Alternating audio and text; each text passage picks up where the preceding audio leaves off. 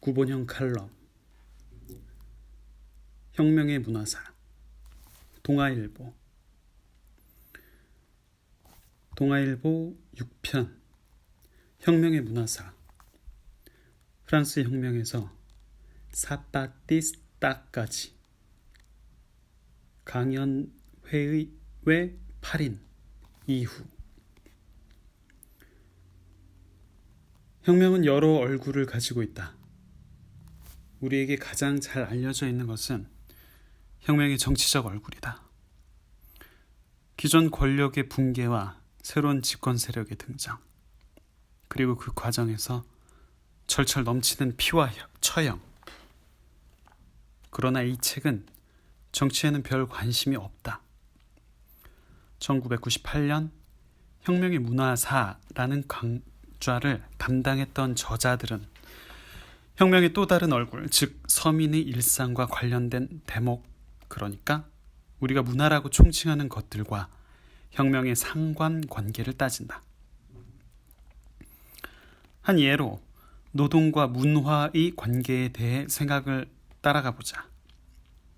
자본주의는 노동에 숭고한 의미를 부여한다.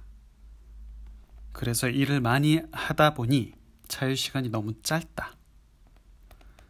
스스로 대안적 삶을 추구할 여유가 없다. 짧은 휴식을 끝내고 빨리 일로 복귀하려다 보니 자연히 노동 문화는 자극적이고 소비적인 문화일 수밖에 없다는 것이다. 문화가 문화다우려면 쉽게 말해 좀 놀 수 있어야 한다. 게으를 수 있는 권리가 필요하다. 그러므로 문화예술은 자본주의적 노동의 삶을 본능적으로 거부하는 어떤 힘을 가지고 있다. 구체적인 예로 멕시코의 사파티스타는 발전의 이데올로기를 거부한다. 자본에 의한 인류의 생태계 파괴에 저항하고 발전의 이름 속에 숨겨있는 잔인한 실체를 고발함으로 인간의 존엄과 자유를 추구한다. 장시간 교육, 장시간 노동으로 생각할 줄도 모르고 놀 줄도 모르는 대중을 양산했다는 지적은 새로운 천년을 눈앞에 둔 우리 모두가 심각하게 되새겨볼 말이다. 실제로 많은 개인들은 자신이 평생을 바쳐 무엇을 하고 싶은지조차 알지 못한다. 자기 삶을 스스로 조직할 줄 모르게 되었기 때문이다. 문화사회는 노동이 지배하는 사회가 아니다. 인간의 정신적 자유와 자율적인 활동이 지배하는 사회인 것이다. 시켜서 하는 노동이 아니라 하고 싶어 하는 일일 때 일은 몰입할 수 있는 취미이며 문화가 된다. 개인은 일을 통해 자신을 구현하고 조직은 개인의 성과를 통해 발전한다. 이것이 지식사회에 대한 희망이며 기대이다. 혁명은 현재의 삶 속에서 실현되지 않은 것들을 구현하려는 의지이다. 지루한 자신의 삶 속에 혁명을 한번 일으켜내고 싶은 사람은 이 책을 통해 혁명의 다차원적 개념과 친숙해질 필요가 있다. 공간과 건축에 대한 얘기를 들어보자. 김일성 광장이나 천안문 광장은 형태상 엄격하고 대칭적인 고전적 양식이다. 권력과 지배에 대한 야망의 표현이다. 국회, KBS, 강남의 법원 역시 그렇다. 국민을 지배하겠다는 의도를 건축물에서 읽을 수 있다. 고층 아파트가 도시 주거 공간의 전형이 되어가고 있다. 메마른 정서, 무관심, 폐쇄성들은 이런 도시 건축과 무관한 것일까? 처칠은 공간을 만드는 것은 인간이지만 만들어진 공간은 다시 인간을 만든다 라는 말을 하였다. 몰입의 즐거움, 미하리 칙센트미하리, 해넴. 이 책은 가볍고 만만하다. 그러나 꽉 차 있다.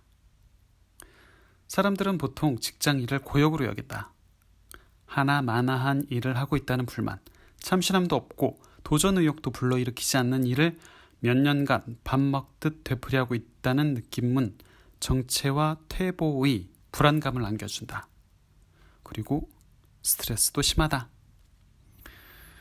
특히 상사로부터 과도한 요구를 받거나 자신의 한 일을 제대로 알아주지 않으면 스트레스는 감당하기 어려운 수준으로 올라간다.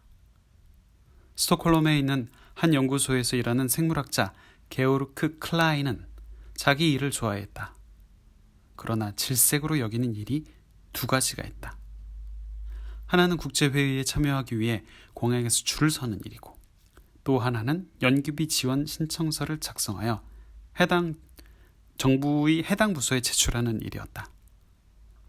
두 가지 일에 정력을 소비하다 보니 연구 작업에도 불만이 쌓였다. 그는 두 가지 일을 하나로 모으기로 마음먹었다. 비행기 탑승을 기다리는 동안 연구비 지원 신청서를 쓰기로 마음먹은 것이다. 최고급 휴대용 녹음기를 샀다. 그리고 줄을 서 있는 동안 연구비 지원 신청서에 들어갈 내용을 구술하였다. 클라인은 이 일을 놀이 경지로 승화시켰다.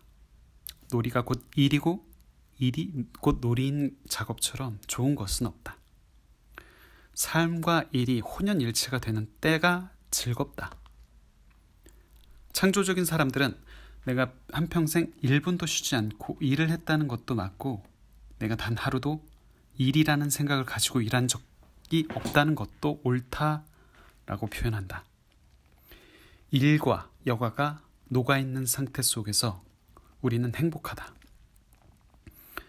모든 사람이 극적인 변신에 성공할 수는 없다. 그러나 그렇지 못하더라도 자기가 하는 일을 가치 있게 만드는 방법이 있다. 상황이 요구하는 수준 이상의 관심을 기울이면 대수롭지 않은 사건이 삶을 바꾸는 위대한 발견으로 바뀐다. 마찬가지로 일에 대한 태도를 바꾸면 지긋지긋하고 넌덜이 나는 일이 하고 싶은 환상적인 일로 바뀐다. 그 비결은 무엇인가? 첫째, 무슨 일이 일어났고 왜 그런 일이 발생했는지를 명확히 이해하는 데 관심을 기울여라. 둘째, 자신의 방식이 유일한 업무 처리 방식이라는 수동적 자세를 벗어나라. 셋째, 대안을 모색하여 더 좋은 방법이 나타날 때까지 실험을 계속하라.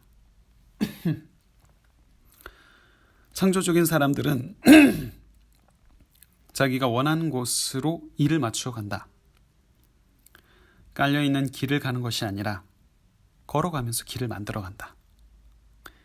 이 책은 놀이처럼 일에 몰입하고 싶은 사람들에게 적절한 사례들과 참고할 수 있는 데이터를 제공한다. 따뜻한 마음에서 우러난 권유와 차분한 설득력이 돋보인다.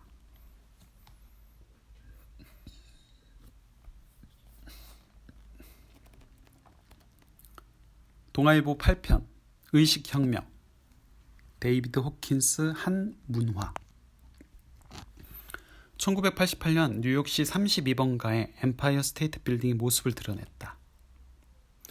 이 빌딩은 건축가의 마음속에서 태어났다. 마음속에서 일어날 사건을 강철과 콘크리트로 옮겨 놓음으로써 건축가는 우리 모두에게 그의 비전을 경험하게 해준다.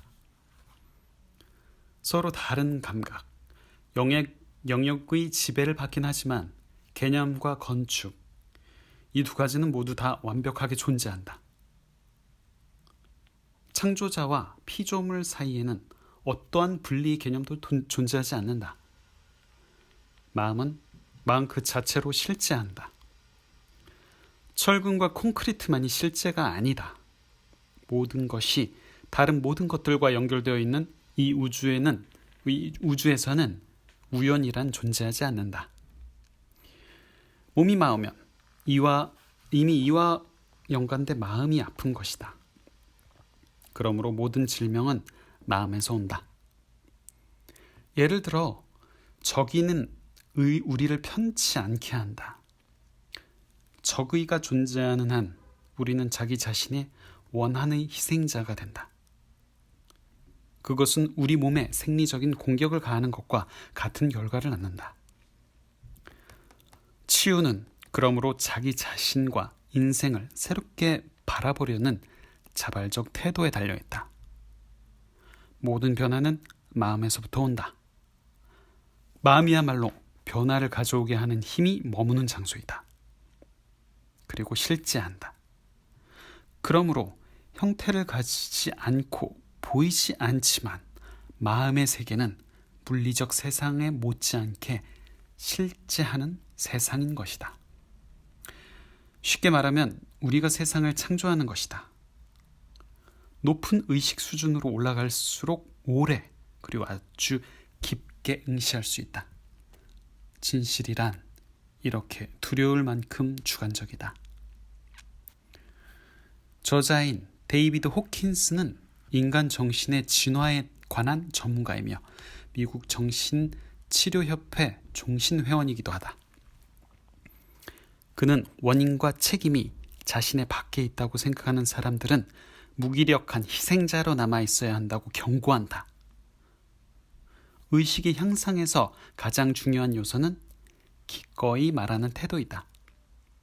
기꺼이 변화하려는 태도는 개인의 믿음이 다 허물어지고 더 나아갈 수 없는 아주 밑바닥 상황에 처해 있을 때만 가능하다. 닫힌 상자 속으로는 빛이 들어가지 못한다. 위기의 장점은 보다 높은 의식 수준으로 가는 통로가 된다는 점이다. 인생은 배우는 것이다. 마음이 실제한다는 것, 마음이 세상을 만든다는 것을 받아들여야 소프트웨어가 무엇이며 그것을 이용하는 법을 알게 된다. 20세기를 보내며 얻게 되는 최소한의 핵심적 깨달음이 아닐까?